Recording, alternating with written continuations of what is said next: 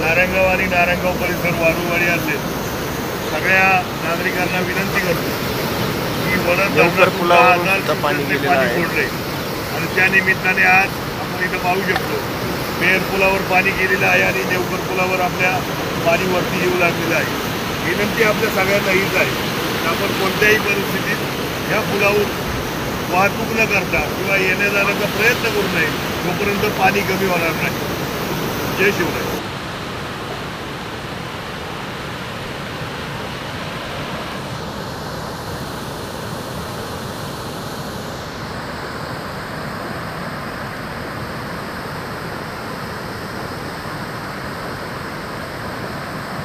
या पुलावर पाणी